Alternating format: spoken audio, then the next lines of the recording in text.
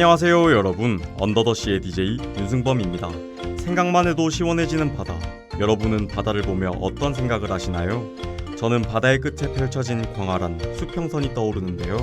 오늘의 라디오를 통해 푸른 바다를 함께 파헤쳐보고자 합니다.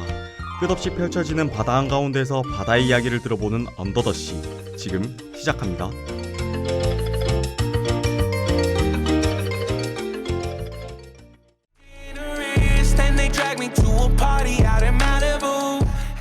안녕하세요 청취자 여러분, 지난 5화 이탈리아 바다에 이어 6화로 돌아온 언더더시입니다. 오늘은 바다의 어떤 모습을 알게 될지, 또 어떤 나라의 바다를 이야기할지 궁금하시죠? 그럼 오늘도 힘차게 언더더시 6화 시작해볼게요. 오늘 소개해드릴 바다의 TMI는 무엇일까요? 바로 바다 오염 문제입니다. 조금은 어두운 주제인데요. 여러분은 오염 문제에 대해 어떤 생각을 하고 있나요? 예로부터 바다는 자정하는 능력을 갖추고 있어요. 하지만 인간의 자연 닥달, 기술 닥달로 인해 바다의 자정 능력은 한계에 도달했다고 해요. 한국해양수산개발원 김경신 연구원은 지난 10여 년간 해양 쓰레기에 관한 연구를 했는데, 해양 쓰레기가 어디에서 비롯돼 우리 사회에 어떤 문제를 야기하고 있는지 조사했다고 합니다. 나아가 이 문제를 어떻게 해결할 것인가를 인문사회적인 측면에서 살펴보고 있다고 해요. 김 연구원에 따르면 해양 쓰레기 문제의 심각성은 발생량의 많고 적음이 아니라 발생한 이후 쓰레기가 미치는 영향의 범위와 대상이 확대되고 있다는 것에 있다고 밝히며, 영향이 확산하거나 심화하기 전 조기에 수거해야 하는데 해양의 특성상 해양 쓰레기의 위치 파악이 어렵다는 점이 문제의 심각성을 가속하는 요인이라고 밝혔습니다. 예컨대 플라스틱 음료수 페트병이나 수산 양식에 사용되는 부표는 해양에서 적기에 수거되지 않을 경우 작은 조각으로 파편화되는데, 크기는 작아졌지만 그 영향력은 배로 증가한다고 합니다. 미세 플라스틱의 위해성 문제는 해양 생태를 넘어 식품 안전이나 인간의 건강 문제로 직결된다고 우려합니다. 자연을 위해, 그리고 인간을 위해 우리 모두 바다를 지키는 목동이 되어야겠죠?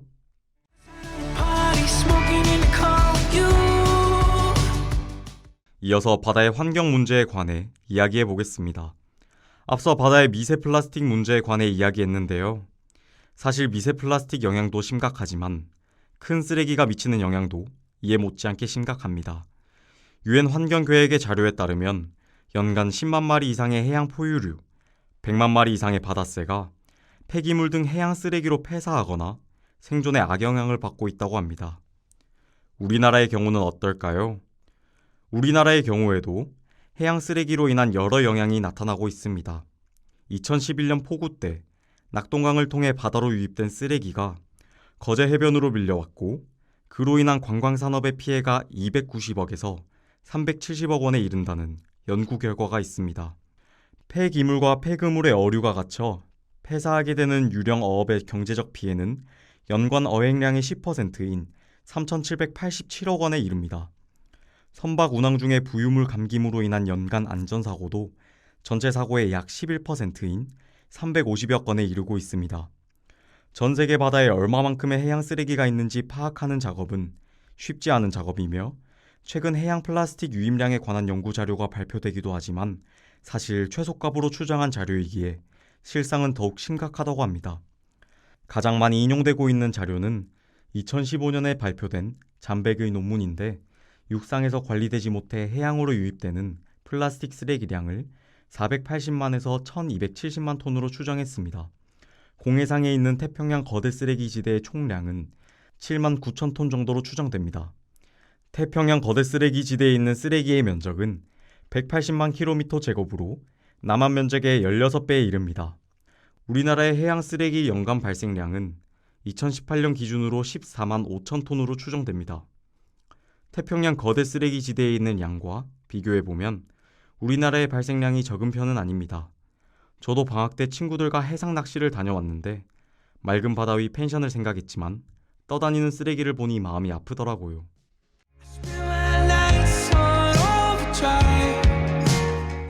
바다 오염에 관한 TMI 다들 잘 들으셨나요? 이번 코너는 나라별 유명한 바다 관광지를 소개하는 시간입니다. 오늘 소개해드릴 바다는 바로 노르웨이의 바다입니다. 노르웨이는 북대서양에 위치한 바다로 북유럽 지역에 자리 잡고 있습니다. 인접 바다로는 스웨덴, 아이슬란드, 그린란드의 바다등과 인접해 있습니다. 그럼 노르웨이 바다의 지리적 특징에 대해 알아보겠습니다. 이 바다는 북해와 북대서양 사이에 있는 해역으로 노르웨이 해라고도 불립니다. 노르웨이와 스웨덴 사이의 스칸디나비아 반도와 아이슬란드 북쪽 해역을 포함합니다. 여러분은 노르웨이 바다 하면 무엇이 떠오르나요? 저는 해양 생물의 다양성이 생각납니다. 노르웨이 바다는 다양한 수중 생물의 서식지로 알려져 있으며 대서양의 연어, 고등어, 대구, 대규모 물고기떼, 고래 및 해파리와 같은 다양한 해양 생물을 볼 수 있습니다. 이는 어민들의 경제 활동과 직결됩니다. 특히 대서양에서의 연어어업은 이 지역에서 중요한 경제적 자원입니다.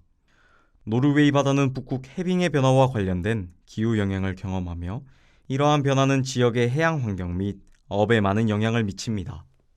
앞서 말씀드린 바다 오염 문제로 인해 최근 노르웨이의 어업에 제동이 걸렸다고 합니다. 이러한 문제가 지속된다면 우리는 앞으로 노르웨이의 신선한 연어를 먹지 못할 수도 있습니다. 정말 심각한 문제죠. 그럼 소중한 바다를 생각하며 노래 듣고 오겠습니다.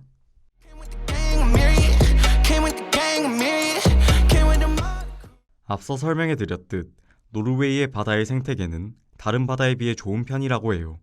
극지방이라 여름에 시원하지만 겨울엔 매우 춥고 일조량도 적습니다.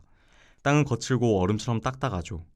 이러한 척박한 환경에서도 많은 사람들이 살고 있는데 그 이유는 바로 노르웨이의 특수한 자연 조건이 수산물에는 최적의 생태 환경이기 때문입니다.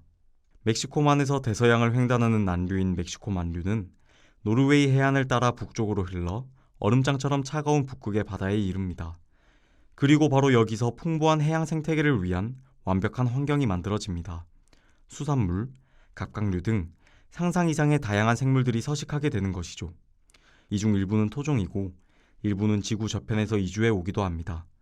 차가운 외해를 좋아하는 종도 있고 잔잔하고 깊은 피오르를 선호하는 종도 있습니다. 일부는 사냥하고 또 일부는 먹이가 되기도 합니다. 이들은 모두 복잡하고 흥미로운 해양 생태계에서 각자의 역할을 수행하고 있습니다. 이러한 환경에서 어획되는 수산물은 매우 다양하고 독특합니다. 노르웨이가 세계 2위의 수산물 수출국이 된 이유가 바로 이것입니다. 그리고 전 세계 각지의 요리사들과 음식 평론가들이 항상 노르웨이 수산물을 최고로 꼽는 이유이기도 합니다. 노르웨이의 수산물을 지키기 위해서라도 우리 이제는 바다 오염 문제에 대해 진지한 태도로 임해야겠죠? 지금도 노르웨이 수산업은 생존의 문제임과 동시에 자연과 조화로운 삶, 장인정신에 대한 일입니다. 수백 년 동안 국민 대부분이 어업에 의지해온 노르웨이인들에게 수산업 그리고 바다는 평범한 의미 그 이상이라고 할 수 있습니다. 그들은 계속해서 바다를 터전으로 삼아 우리 모두의 것인 천연자원을 지속 가능한 방식으로 관리하며 다룰 것입니다. 노르웨이인들에게 어업은 단순히 해산물을 잡는다가 아닙니다. 그들은 지속 가능한 어업의 중요성을 일찍이 깨달았고 바다 환경을 보호하려고 노력합니다. 예컨대 노르웨이 레드킹 크랩은 개체수를 유지하기 위해 핀마르크 동부 지역에서는 할당 제도로 규제합니다. 다음 세대의 수산 자원을 물려주기 위해 제한된 수만 어획하는 것입니다. 이처럼 노르웨이가 추구하는 지속 가능한 어업을 보면서 우리나라도 위기의식을 가져야 합니다. 당장의 이익만을 좇는 무분별한 어획이 지속된다면 가까운 미래에는 수산업이 사라질 수도 있을 것입니다. 개인적으로 자연을 자원으로 생각하는 인간의 오만함을 버려야 한다고 생각합니다. 자연은 자원이 아니라 우리가 살아가는 삶의 터전입니다. 그렇기에 우리가 돌봐야 하는 존재이죠.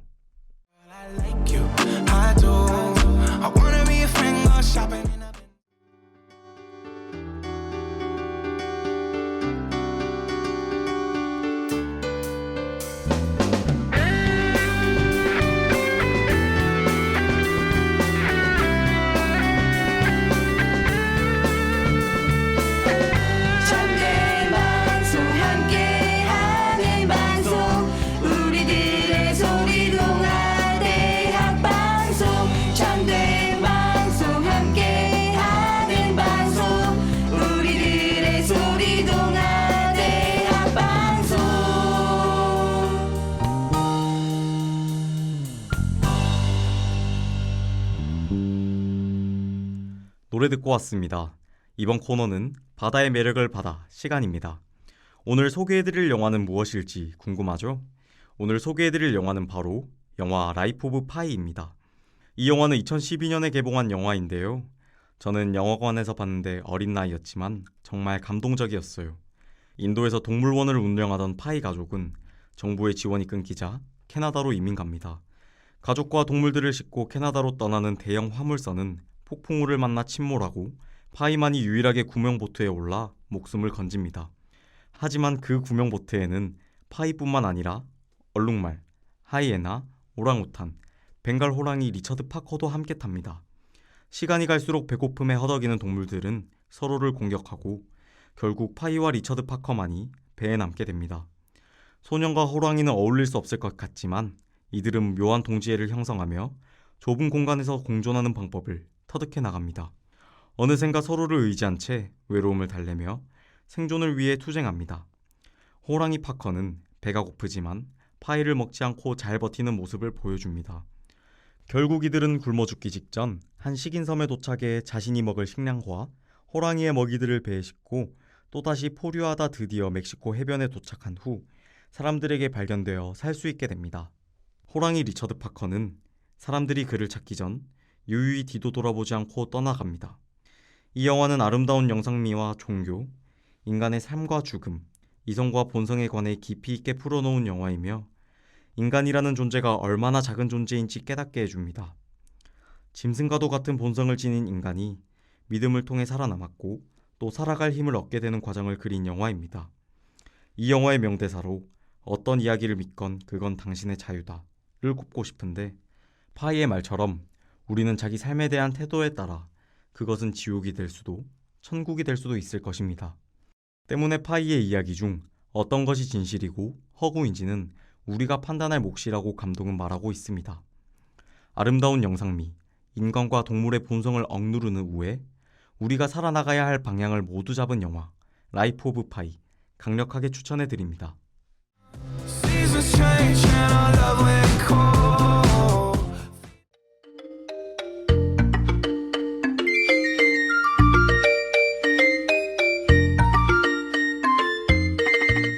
오늘 소개해드린 바다의 이야기 어떠셨나요? 이제는 바다오염 문제에 경각심을 가지셨나요? 저는 진행하면서도 바다오염 문제로 인해 바다가 병들었다고 생각하니 마음이 아팠어요. 바다는 자정 능력이 있지만 이제는 한계치에 도달했으니 우리 모두 오늘부터 바다 지킴이가 되는 건 어떨까요? 오늘의 라디오를 다시 듣고 싶으시다면 유튜브와 다오미디어 센터 홈페이지를 방문해주세요. 지금까지 제작과 송출의 황수빈 PD 수고 많으셨고요. 저는 언더더시의 DJ 윤승범이었습니다. 다음 주에 만나요. 안녕.